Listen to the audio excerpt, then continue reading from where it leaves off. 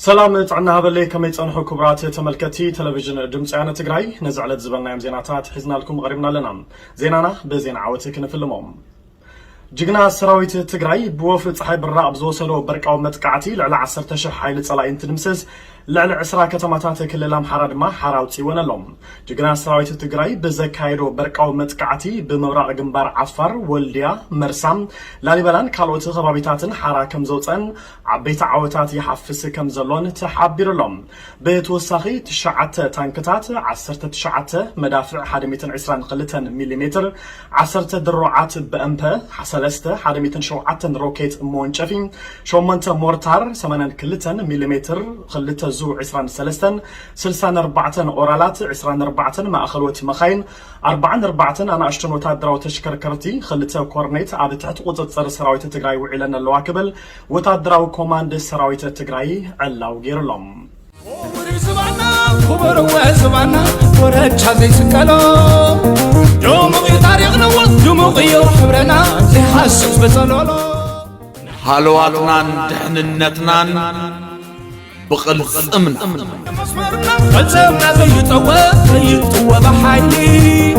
منقد نسحقر عنا صبرو ببلحق نصبرو بعقلي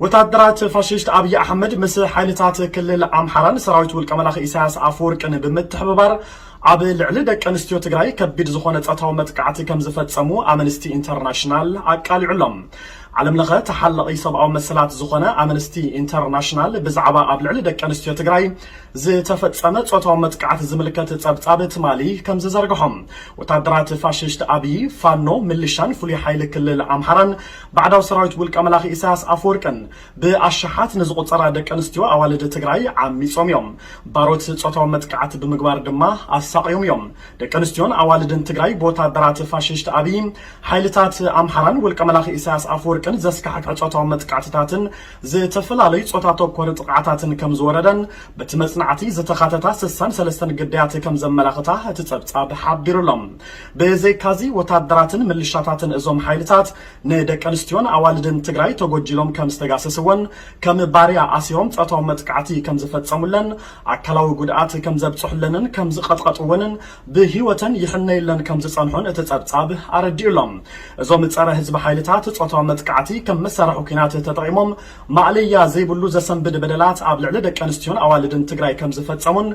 زدما بجبن كيناتن جبن انصار سباونتن كم زحتت امنستي انترناشنال حبيرلهم عبيتي ميدياتات عالمناون نز زعبا سفح شفان بمهابه እና ጸጽቦየን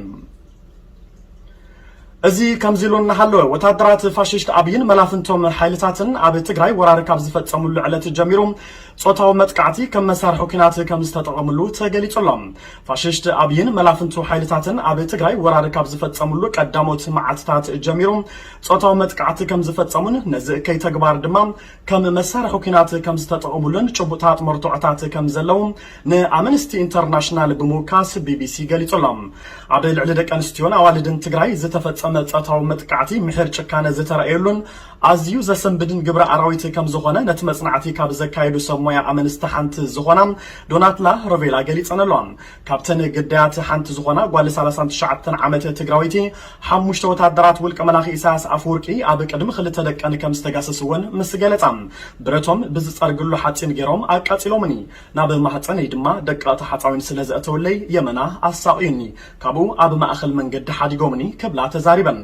ብዙሓት ግዳያት እቶም ዘዓመጽውን ዕጡቃት ንሶምናት ዘአክል ከም ዘአሰርወንን ተጎጅሎም ድማ ከም ዝተጋሰስወንን ሓቢረን ላዕለወት ሰበስልጣን መንግስቲ ኢትዮጵያን ኤርትራን እቲ ፍጸም ዝነበረ ገበን ዝምልከት እኹል ሓበሬታ ከም ዝነበሮም ጠጠው ከብል ወገና ከም ዘይኸኣሉን ዘመላኸተ አምነስቲ ኢንተርናሽናል ውድብ ሕብራት ሃገራት ጉጅለ ኽኢላታት ናብ ትግራይ ብምውፋር ብዛዕባ እቲ ዝተፈጸመ ጾታው መጥቃዕቲ ተወሳኺ ምጽራይ ንኽግበር ጸዊዕሎም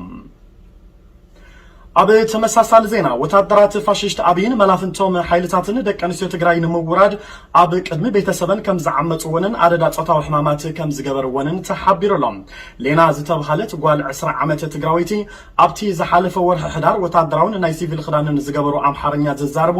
ሰለስተ ዕጡቃት ኣብ መንበር ገዛ ድምጽ ከይተስምዕ ብረት ዓሚሮም ብምፍራህ ከም ዝተጋሰስዋ ገሊጻ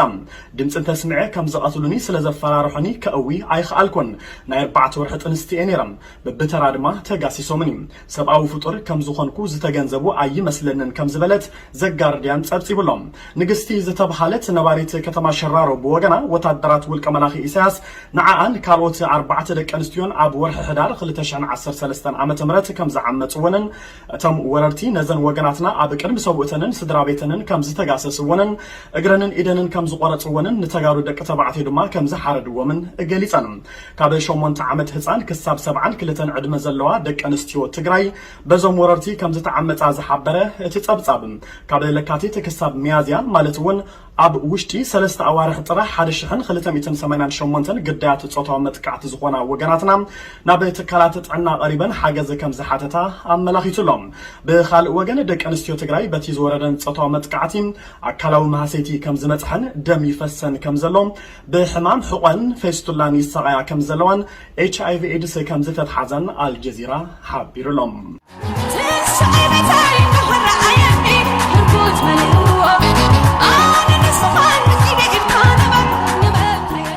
ኣብዝዋና ውይይት ተጽዕነይ ነይሩ ሕዚ ግን ካብ መጠን ላዕሊ ደስ ኢልና ብጣዕሚ ፀሓይ በሪቑና ክንብል ንኽእልና ሓንቲ እንኳ ህይወቶም ንሳኸ ከፍሉ ንበረኻ ኸይዶም እሞ እዞም ደቅና ጀጋኑ ታሪክ ሰሪሖም ክምለሱ ከለዉ ካብ መጠን ንላዕሊ ተሓጒስና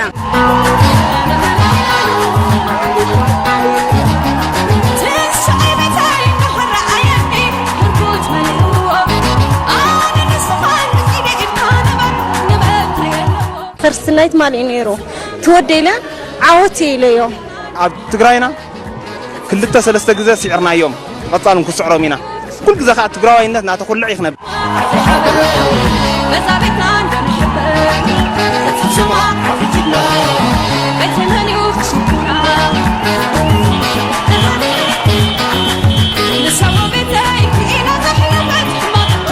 ናይ ቁጥሪ ልዕልነት ናይ ተኽሲ ልዕልነት ዝነበረ ጸላኢ እዩ ክንድምስስ ኢልና ተወዲስና እሱ ኮነን ሃዲመት ሰራይ ተዋጊኡ ስዒሩ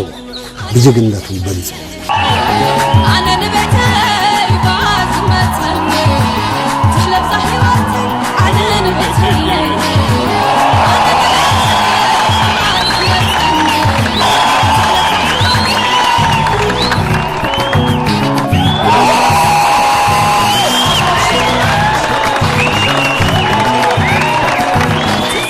زوم ጨፍጨፉና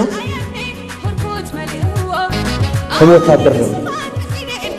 ታይሎም ተዘይደምስና حرهم زي نوصل ስለፈልግ مش كله إيد نمهاون كأهم عدل زي توك أمدو هم وتادر إيد نكسوي تسوي بطيس حركم إيد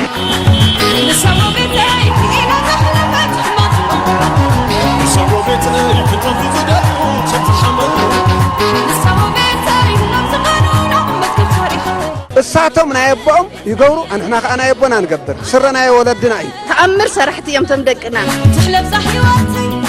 صبت تقرأ حطاني زدل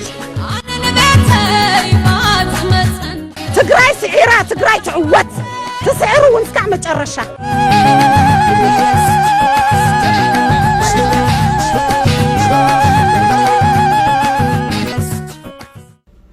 أبي موداتام ሰራዊት ትግራይን ሰራዊት ግንባር ናጽነት ኦሮሞን በሐባር ንምስራሕ እናተዛተዩ ከም ዝኾኑ ተገሊጾም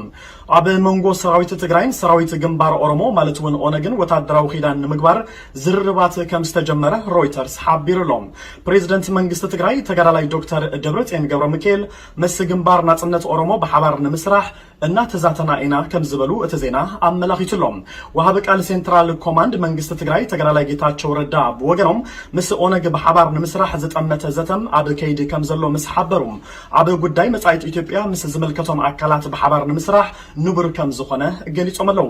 መራሒ ሰራዊት ናጽነት ኦሮሞ ኩምሳ ድሪባ ወይ ድማ ጃልመሮ ብወገኖም ምስ ሰራዊት ትግራይ ሓቢሮም ንምስራሕን መንግስቲ ፋሽስት አብይ አሕመድ ንምቕባርን ዘተከካይዱ ከም ዝጸንሑ ኣመላኺቶም ጃልመሮ حزي زترفة انكو ممارتي كوينات طرحة كم زخونة دما قليصو ملوم اتحزو زلو بحتى واماراتي بتيك الزارب وزدلي قانقا بمزراب بوتاد دراو حيلي كابسلطان موغاديو كم زبلو BBC حبيرلوم